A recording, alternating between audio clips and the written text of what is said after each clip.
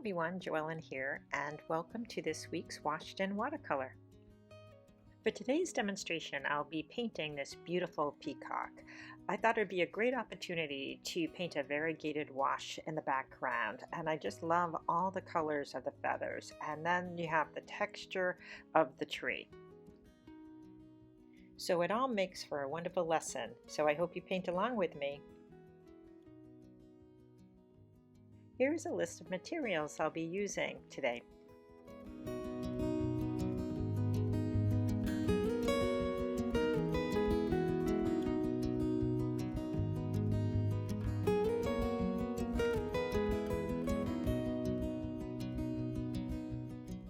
I'll start off by using my drafting tape to edge the perimeter of my paper. This helps to give my work a nice clean look when I'm finished.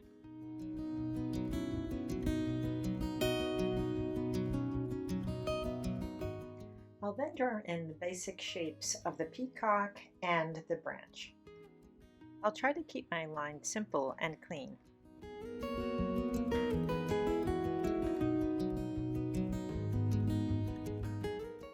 Using a silicone applicator, I'll then apply my PBO masking fluid to my drawing. I'll give this about 5 minutes to dry before I start to paint. Be sure to test it with your hands to make sure it is completely dry.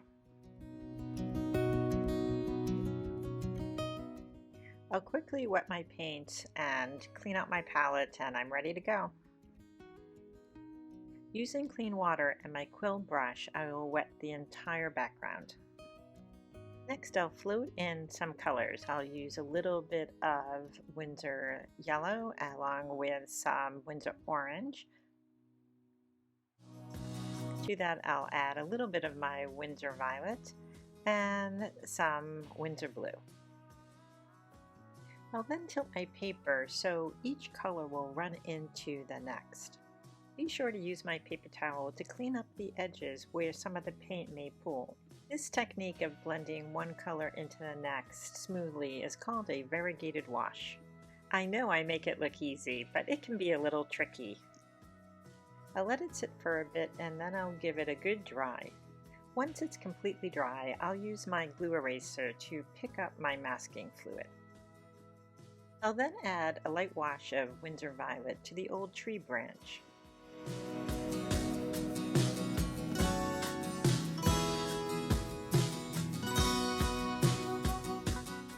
I'll also add touches of violet to the speckled side area to give the bird a little bit of form.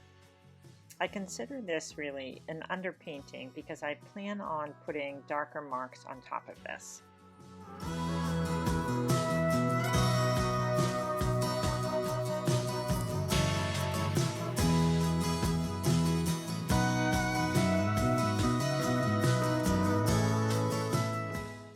Next, I'll mix some ultramarine blue with a little bit of Winsor blue. This paint is slightly thicker, and I'll use this mixture to paint the head, the neck, and the crest.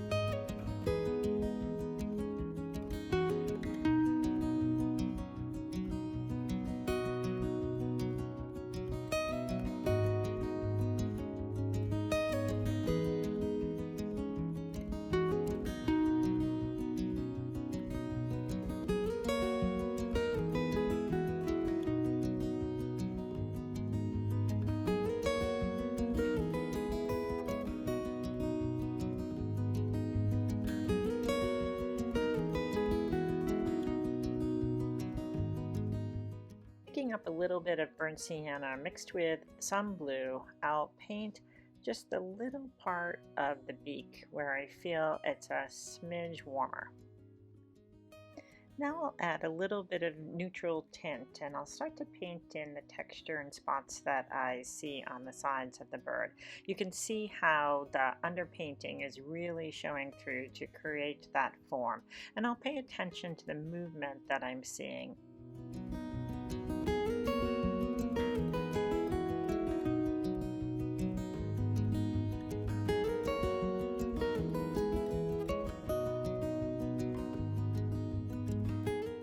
Okay, so cobalt teal is one of my favorite colors, along with Windsor orange, but I'll use that cobalt teal and I'll start to add the color just down the back of the bird.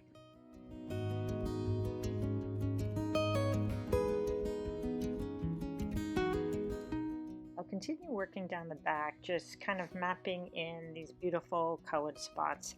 I don't know why these spots, their shape kind of reminds me of avocados. I know that's kind of weird, but just the general shape. So I'll put in the cobalt teal to start. I'll add in some very light touches of Windsor purple. I'm trying just to think about the form and the shape and the direction of the feathers. I'll then add a little bit of sap green to that blue mixture I had, and I'll just begin to come down the sides and these kind of dry brush feathery strokes. I'll next pick up some ultramarine to put in the inner eyes of the spots.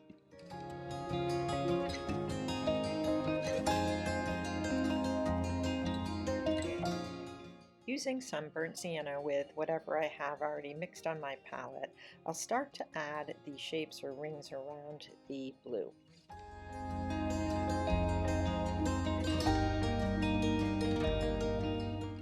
The value is a little dark, so I'll use my paper towel to dab up some of the color.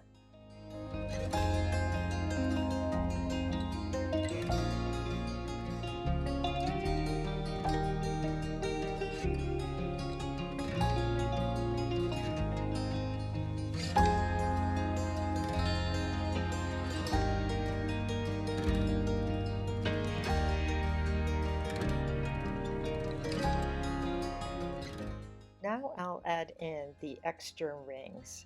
I love the versatility of my round pointed brush.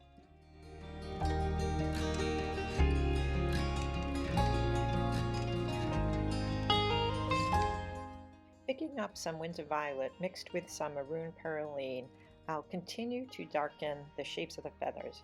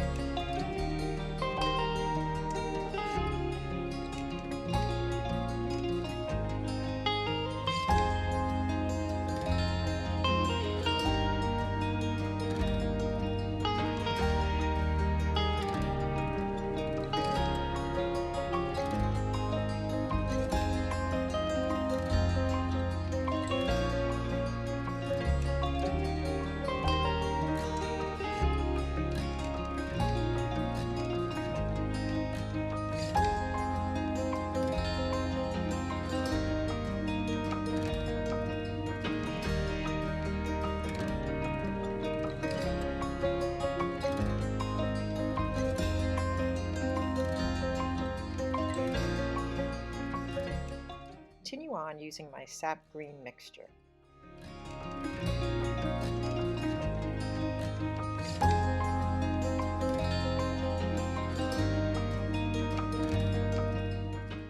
A little bit of the breast is showing on the right hand side, so I'll pick up some of my blue and add that in.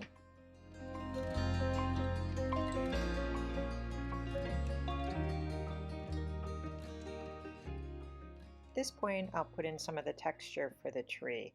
I'll use my Windsor violet, and I'll use a bit of a dry brush for this technique. I'll have my brush a little flat and just let it skip or bump over the texture of the paper.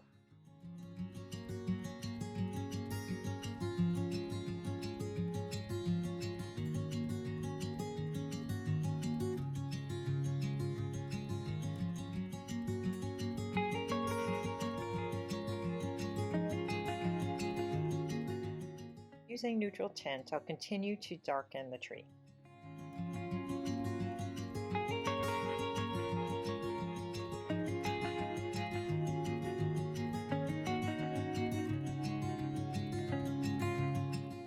I'll add touches of Windsor red and some of my blue mixture to give a little bit more excitement to the color.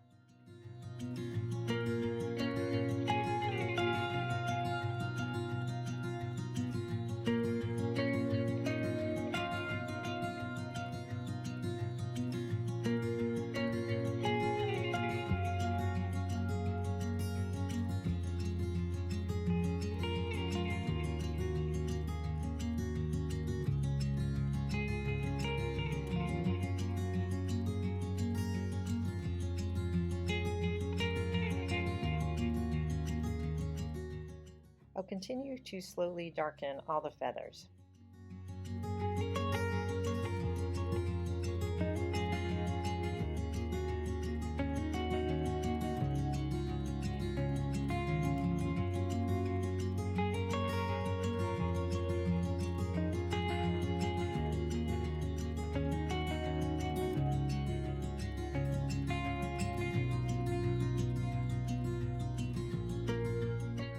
Using my neutral tint, I'll darken in the eye and add a little bit of darkness to the beginning part of the neck. Connect the little spines of the feathers to the crest.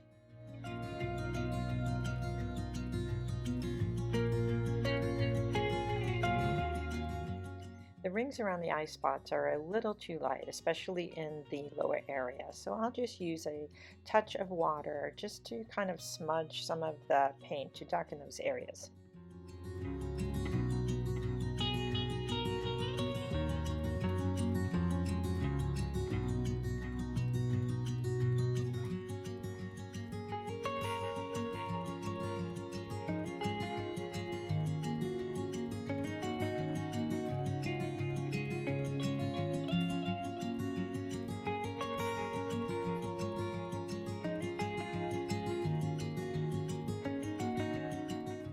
I'll use a damp flat brush to make any corrections or adjustments in both the shape and values.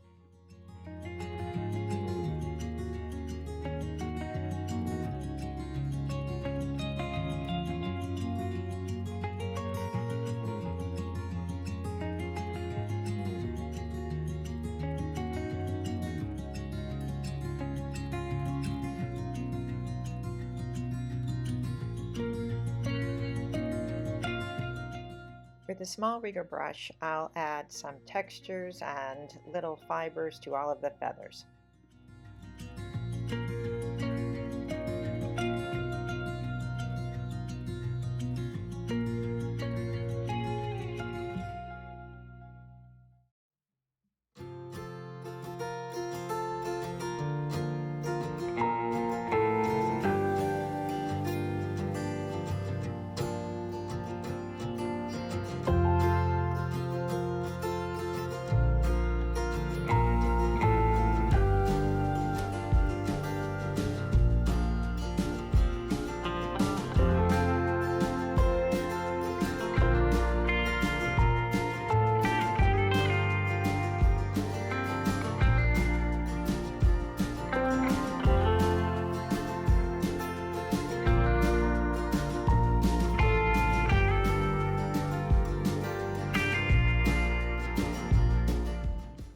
Okay, let's just give this painting a sign and take off the tape. Start to finish, this painting took me about 1.5 hours to complete, and I'm really happy with how it came out. If you enjoyed this demonstration and you would like to see more, please like, comment, and subscribe. Thank you for watching.